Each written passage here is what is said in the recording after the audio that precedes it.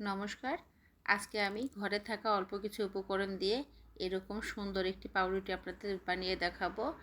আর এই পাউরুটিটা যদি আমরা দোকান থেকে কিনে খেতে যাই, অনেক বেশি দাম দিয়ে কিনে খেতে হয়। আমাদের কার ঘরে আটা বা ময়দা থাকে না, আমাদের ঘরে থাকা সামান্য কিছু আটা দিয়েই আমরা এই পাউরুটিটা বানিয়ে নিতে পারবো। শুধু একটু ইচ্ছা আর একটু পরিশ্রম করলেই এরকম একটি সুন্দর পাউরুটি আমরা ঘরেই বানাতে পারবো, যেটা সকালে ব্রেকফাস্ট আর বিকালে চায়ের সাথে আমরা এটা পরিবেশন করতে পারবো। তো চলুন দেখা যাক কিভাবে পাউরুটিটা বানাতে হচ্ছে। এখানে আমি নিয়েছি এক বাটি আটা আর এক বাটি ময়দা। আমি দুইটি একসাথে মিক্সড করে দিয়েছি আপনাদের সুবিধার্থে। এখানে আমি 1 টেবিল চামচ ইস্ট, 2 টেবিল চামচ চিনিটা গুঁড়া করে নিয়েছিলাম, স্বাদ মতো লবণ, আর দিয়ে দিচ্ছি মিনি প্যাক গুঁড়া দুধ। এখানে একটি প্যাকে আমি নিয়েছি। এই শুকনো সব উপকরণ আমি একসাথে ভালো করে মিশিয়ে নিচ্ছি। এখানে একটু একটু জল দিয়ে আমি এটাকে ভালো করে মেখে নেব। এই জলটা হালকা কুসুম গরম জল দিয়ে এই ডোটাকে খুব ভালো করে মিশিয়ে নিতে হবে। আমরা যেভাবে রুটি বানাই সেরকম না, তার থেকেও একটু নরম, আবার খুব বেশি নরম না, মানে রুটির থেকে একটু নরম। হাতে লেগে আসবে প্রথমে মাখতে মাখতে, এরকম দেখুন হাতে আমার লেগে আসছে, কিন্তু অনেকক্ষণ মাখাতে মাখাতে দেখা যাবে এটা হাত থেকে একাই ছুটে আসবে। আর এখানে দিয়ে দিচ্ছি আমি 2 টেবিল চামচ রান্নার তেল। এখানে আমি 10 মিনিটের মতো মেখে নিচ্ছি। 10 মিনিটের কম না, বরঞ্চ তার থেকে বেশি মাখিয়ে নিতে হবে। মাখতে মাখতে হাত থেকে একাই দেখুন ছুটে এসেছে। এখন কিন্তু আর সেই রকম নরমটা নেই, একটু শক্ত হয়েছে। এই ডোটা যদি সামান্য একটু নরম হয় তাহলে রুটিটাও অনেক স্পঞ্জি হবে। এখানে আমি সামান্য একটু তেল উপরে মাখিয়ে আবার রেখে দেব 2 ঘন্টার জন্য রেস্টে। 2 ঘন্টা পর আমি এটা ফিরে দেখাচ্ছি আপনাদের কতটা ফুলে টইটুম্বুর হয়ে যাবে। দেখুন অনেকটা ফুলে গেছে। এখন এটাকে আমি হাওয়াগুলি বের করে দিচ্ছি। হাওয়াগুলি বের করে আমি এই ডোটাকে 2 মিনিটের মতো মাখিয়ে নেব। 2 মিনিটের মতো মাখানোর পরে রুটিটাকে আমি আবার একটু সামান্য আটা দিয়ে বেলে নিচ্ছি। খুব বেশি পাতলা করে বেলবো না, এটা একটু ভারী অবস্থায় রাখতে হবে, তবে খুবও ভারী রাখবো না। দেখুন আপনারা কিভাবে আমি বেলেছি, এরকম মোটা অবস্থায় আপনারা রাখবেন, রেখে এটাকে কেটে নিতে হবে।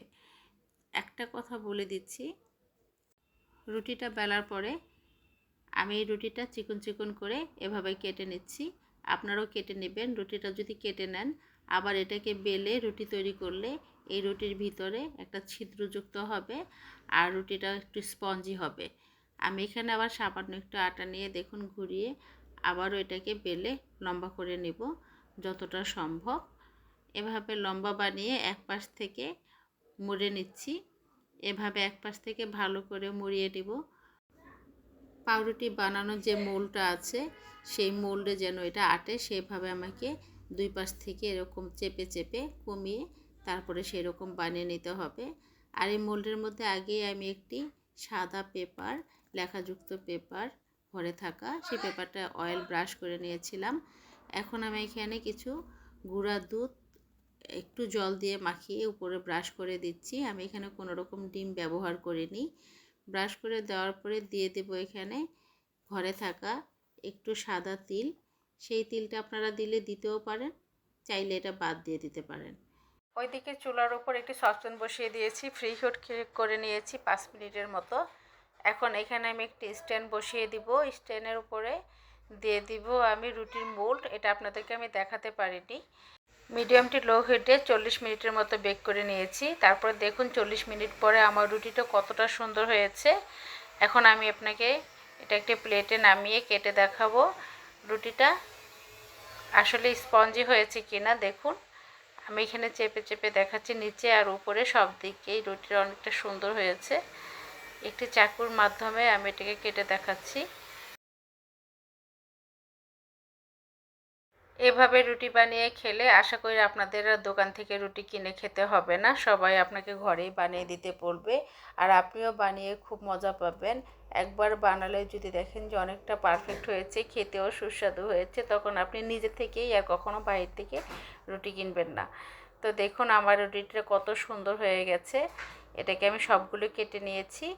আমি যখন এই রুটিটা বানাই তখন আমার নিজের কাছে অনেকটা ভালো লাগে যে এরকম একটা পারফেক্ট রুটি আমি ঘরেই বানাতে পারছি। আসলেই ভালো লাগবে আপনারও যদি একটু পারফেক্ট রুটি আপনি বানাতে পারেন। এখন আপনাদেরকে আমি একটি রুটি ছিঁড়ে দেখাবো। দেখুন রুটিটা কতটা সুন্দর হয়েছে, ভিতর অনেকটাই ছিদ্রযুক্ত হয়েছে।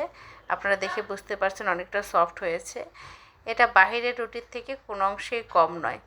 আমার এই পুরো ভিডিওটা দেখে যদি আপনাদের সামান্য উপকারে আসে তাহলে অবশ্যই আমাকে কমেন্ট করে জানাবেন আর একটি সাবস্ক্রাইব করে আমার চ্যানেলের পাশে থাকবেন।